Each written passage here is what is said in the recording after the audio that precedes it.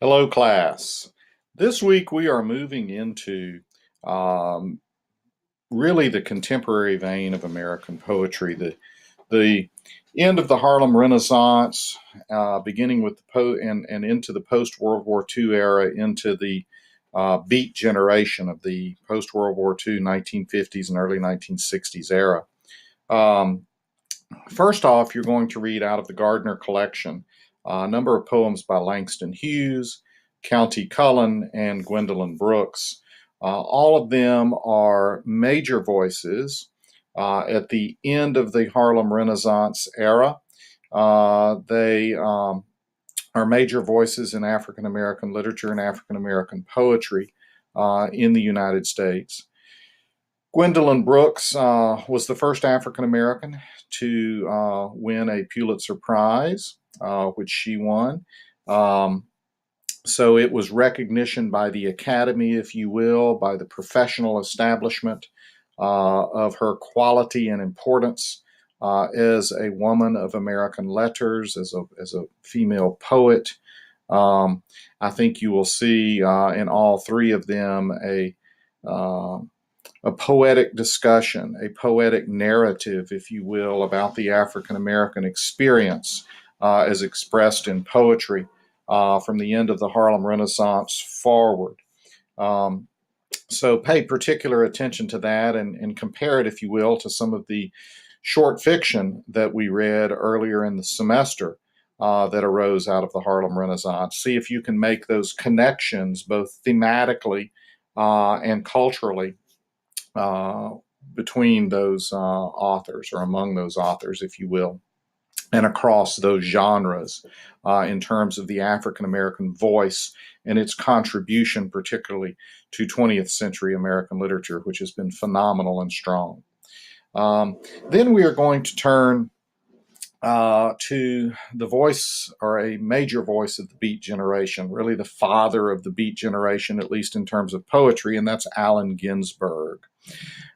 Ginsberg is an interesting character. I'm providing you a PDF that I wish for you to read of his seminal poem, which really, if you will, launched the Beat generation. It's his poem Howl.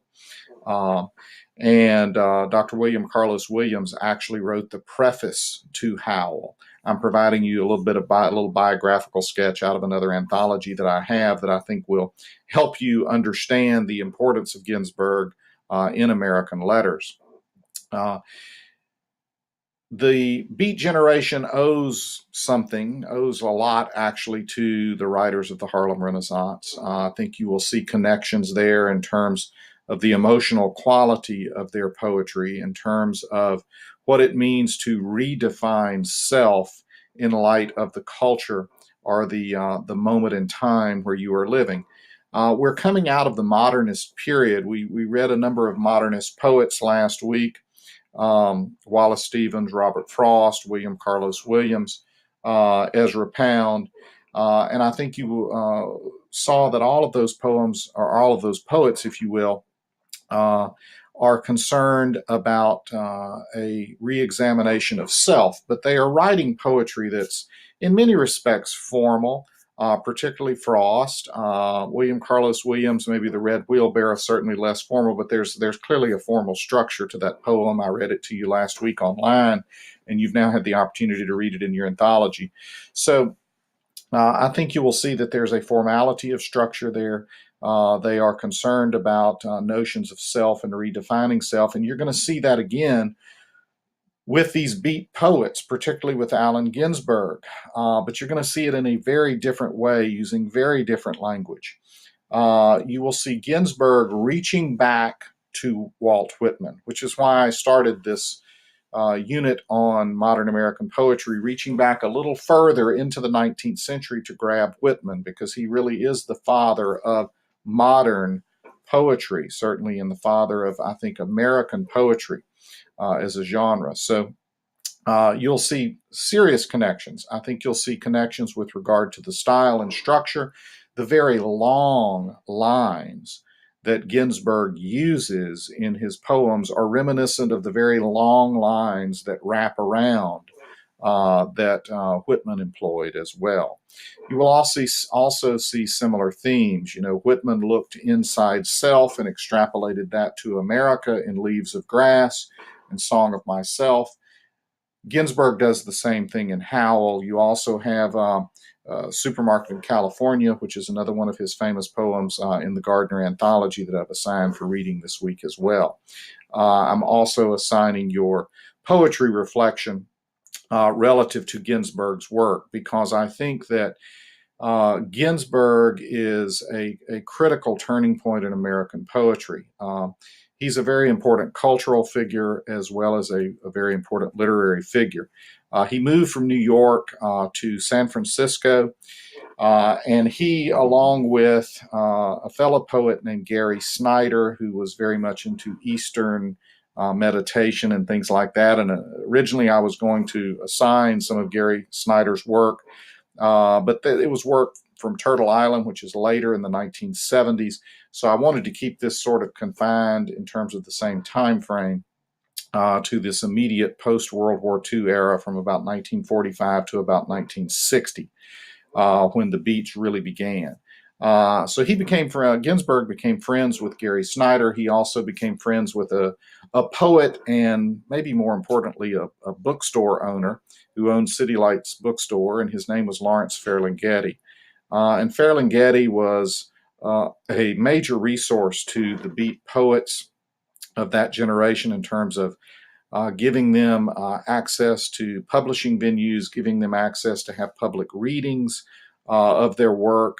City Lights Bookstore in San Francisco became a beacon for poets in the 1950s and 1960s.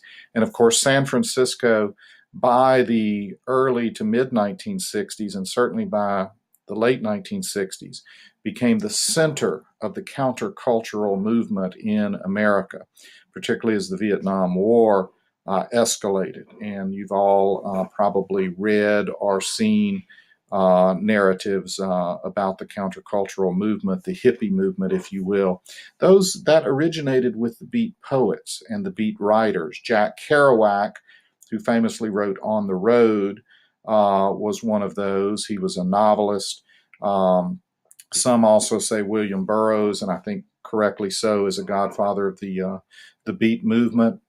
With his writing, his very stream of consciousness writing, very drug-infused writing, he was much older than a number of the beats were at that time. So he did serve as a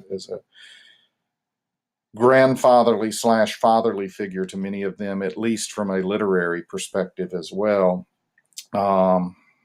So I want you to read Ginsberg closely. Howl, that I'm providing in PDF form, is rather long, and it can be somewhat of a tedious read because there are allusions in there. The copy I'm providing has some footnotes for you, but I want you to study that carefully. And for your poetry reflection, I'm asking you to reflect on Ginsberg's work.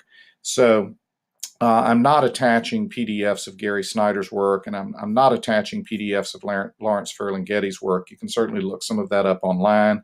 While Snyder is certainly a major poet, and Ferlinghetti is too, to perhaps a lesser degree. I think Ferlinghetti is more important from a cultural perspective, perhaps, than a poetic perspective at this point. Ginsberg remains a major figure. He is a very major figure in American poetry. He represents a turning point in American poetry. There is very much this confessional nature to Ginsberg, but he is not considered a confessional poet. And like Whitman, he expands this notion to something greater than himself. And so I'll invite you to look at that, particularly with Ginsberg's work this week. I'll read to you just the first line of Howl, and you can see how he does this. Let me start over. I saw the best minds of my generation destroyed by madness, starving, hysterical, naked. You can see the intensity, the anger, the emotion that comes across in these lines. I want you to study Howl carefully with regard to that and see how Howl comes directly from Walt Whitman. Without Whitman, there would not have been a Ginsberg, and Ginsberg freely admits that. I'll see you on the boards.